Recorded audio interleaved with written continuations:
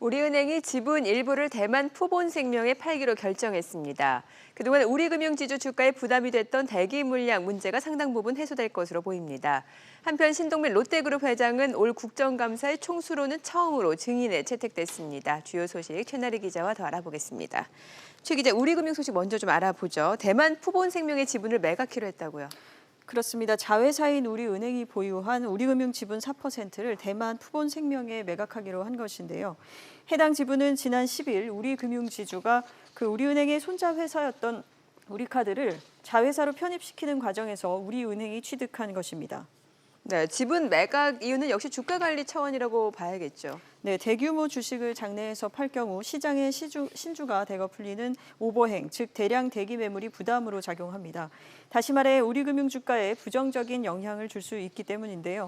여기에 은행은 지주사 지분을 보유할 수가 없어서 이를 6개월 안에 매각해야 합니다. 이런 부담 때문에 지난 4월부터 우리금융과 우리은행은 공동 태스크포스를 만들었고 전략적, 재무적 투자자에게 주식을 매각할 방법을 찾아왔던 것입니다.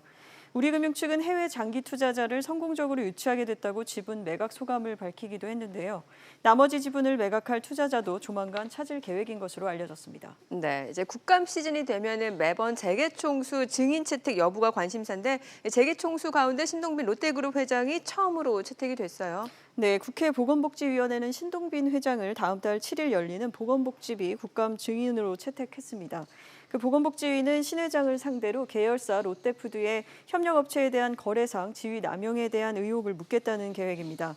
롯데 측은 이미 5년 전에 합의 처리된 계열사와 협력업체 간 문제로 그룹 총수를 증인으로 채택한 부분에 불편한 기색을 나타내는 분위기입니다. 이와 관련해 경영계에선 대내적인 경영 환경 요인이 부담으로 작용하고 있는데 대기업 총수를 불필요하게 괴롭힌다는 반발의 목소리도 내고 있습니다. 그렇군요. 우리나라 경제 성장률 전망치가 또 하락했죠. 네, 아시아개발은행이 2달 만에 우리나라 경제 성장률 전망치를 더 낮췄습니다. 최근 OECD 등 국내외 주요 경제 연구기관이 우리나라 경제 성장률 전망치를 2% 안팎으로 내놓고 있는데요. ADB 역시 지난 7월 2.4%에서 이달 2.1%로 0.3%포인트 하향 조정했습니다. 주요 원인으로 미중 무역 분쟁과 주요 선진국 성장세 둔화에 따른 교역 감소 등 대외 여건 악화가 꼽혔습니다. 전망치가 계속 낮아지는 점도 주목해야 할 텐데요.